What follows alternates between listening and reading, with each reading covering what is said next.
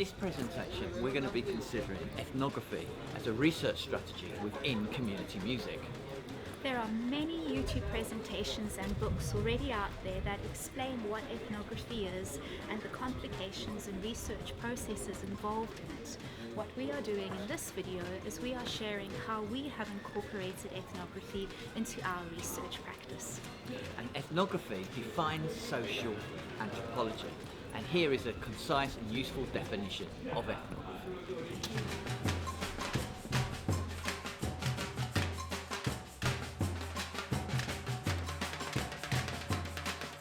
As the work of describing culture, ethnography was chosen as an appropriate strategy for my account of a community drumming ensemble written up in chapter 4 of the book Community Music in Practice and Theory. Gathering data for this narrative involved a number of methods, including questionnaires, interviews, video documentation, focus groups and informal discussions, but relied heavily on participant observation, the distinctive method employed by ethnographers.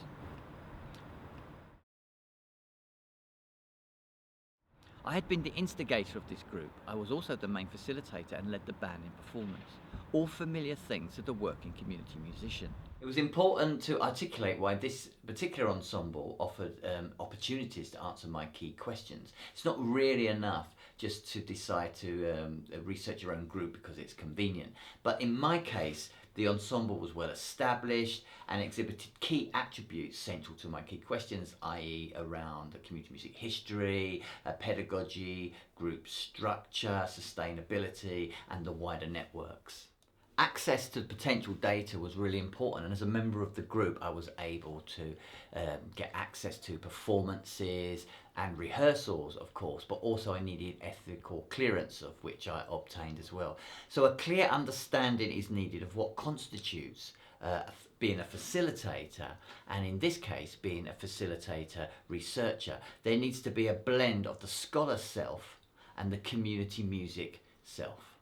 If you're going to research a community music ensemble you are facilitating, you need to be mindful of your positionality, especially while you're running the session itself and also when you go back to do your analytical field notes. As an inductive qualitative research strategy orientated towards theoretical, analytical or what might be described as thick descriptions, the ethnographic account has been the principal research method of ethnomusicologists, and it's here that you can find many fantastic examples of ethnographic writing.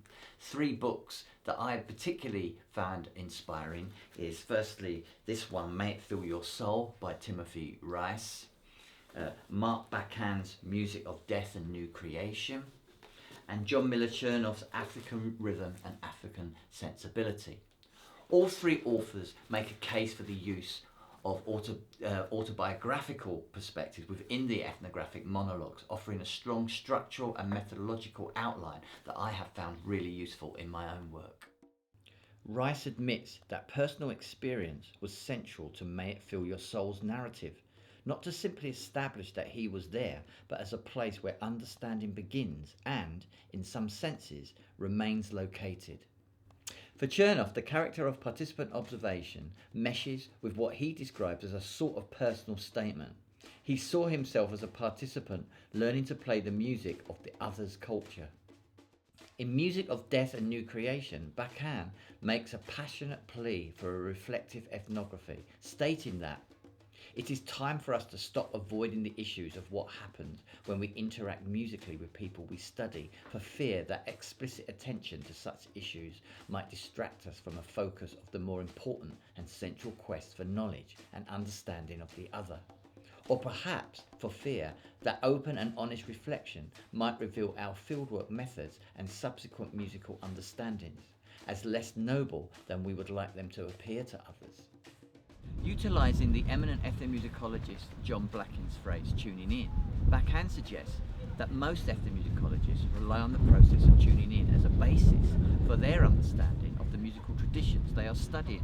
As community musician scholars, we might also resonate with this idea of tuning in, as our work demands a heightened sense of relationship.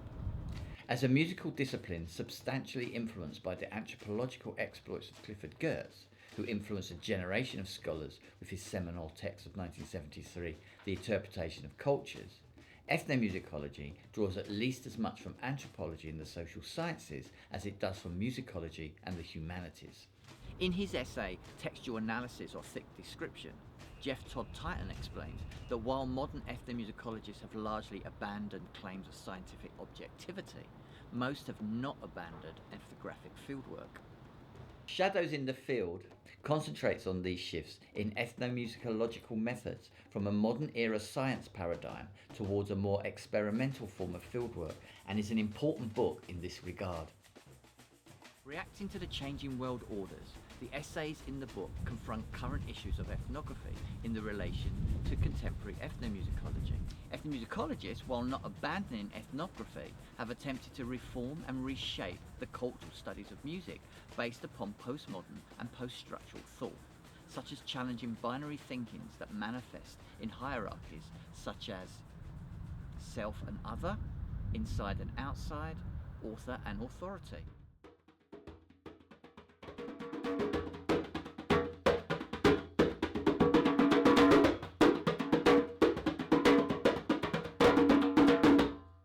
As a field of practice that has resonance with ideas of access, of inclusion and of diversity, and now a response to decolonization, these issues are really important for community music workers.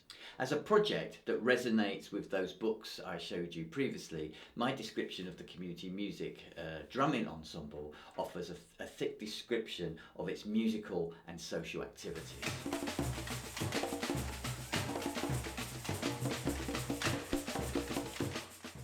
I consider myself part of the band's thick description and have an affiliation to Jonathan Stock's remarks that ethnographers who fully adopt biography or autobiography are coming closer to acknowledging their own participation and, importantly, their own uniqueness within it.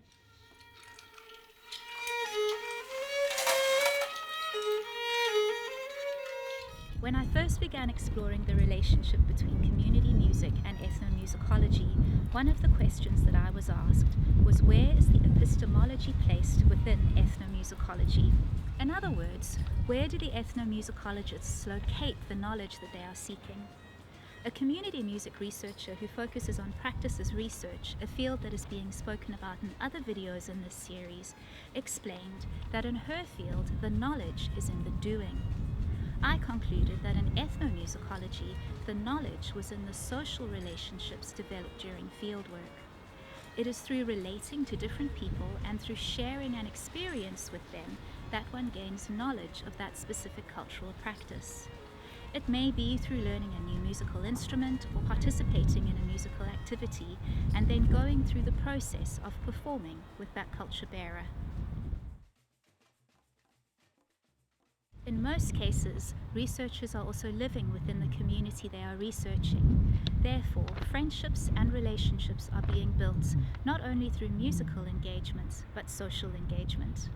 Another important element that frequently occurs through ethnographic fieldwork is that even though an ethnography may come to completion, the relationships between ethnographer and participants often continue for years after the completion of the project. Thus, while the research project may end, relationships continue. Whilst I make no reference to musical knowledge, Ruth Haley-Tinoco supports this definition, suggesting that there has been a shift in ethnomusicology.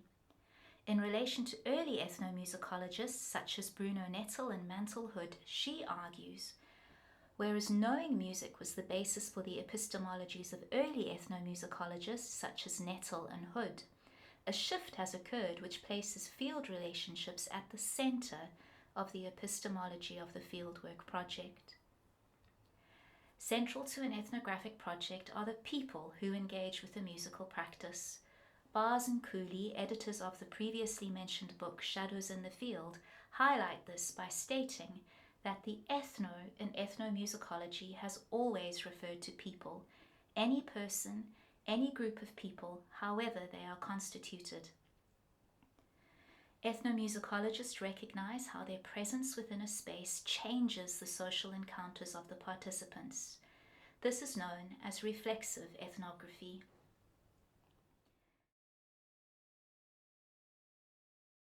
Ethnomusicology is also heavily contextually based, recognizing that to understand a practice, one needs to understand the context within which it takes place.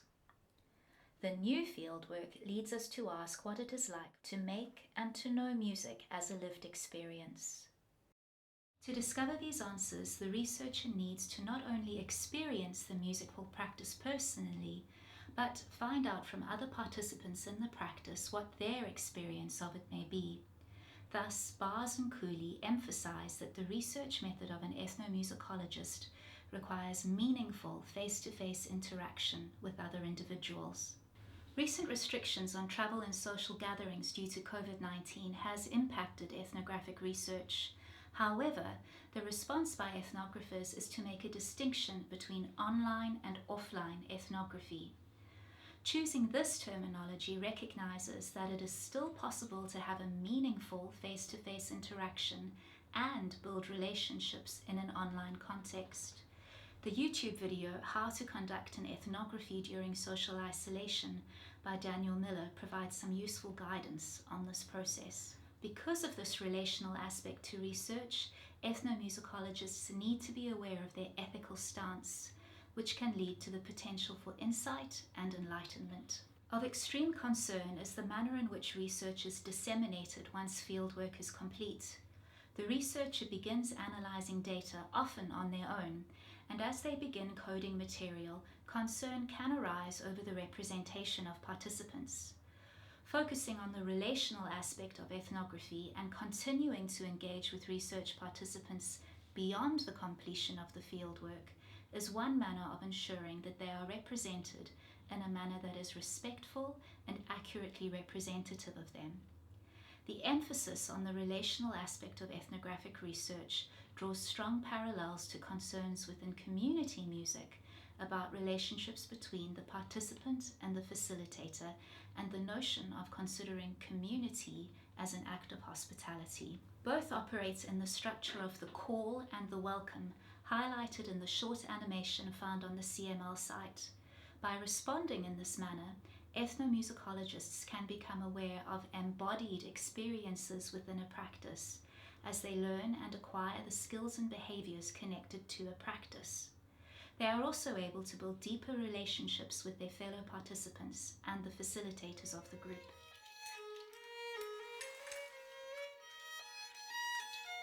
Ethno New Zealand is a 2-week residential gathering that takes place on Piritai Island near Auckland.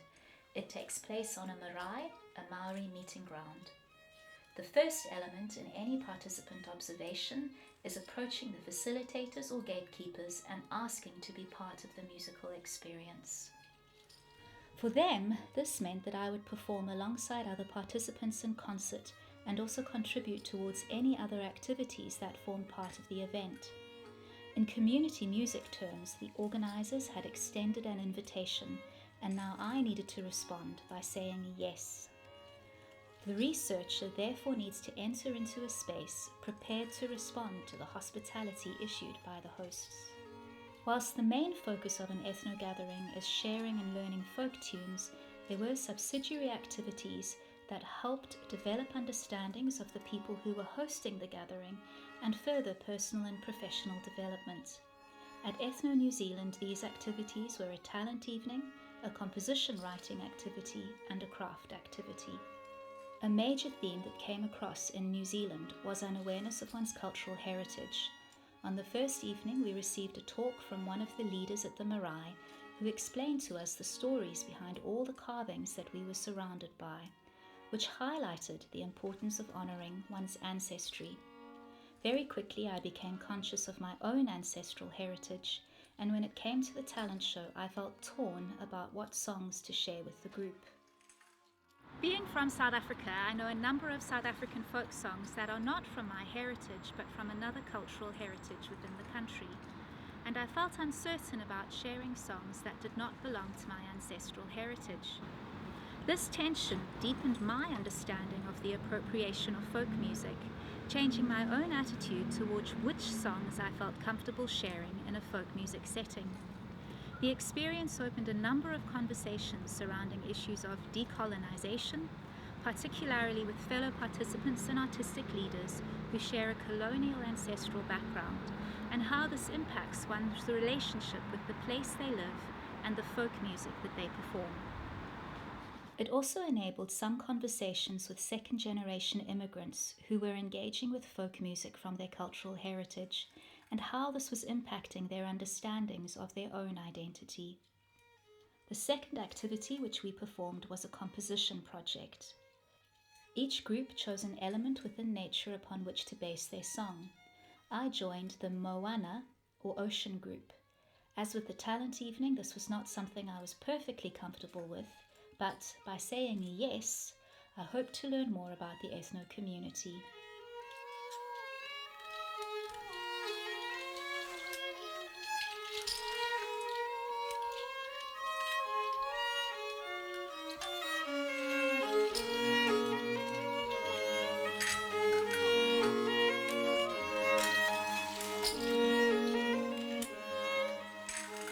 What I learned from this experience was a deeper confidence in my vocal improvisation and an incredible awareness of the environment around me and how that can impact creativity.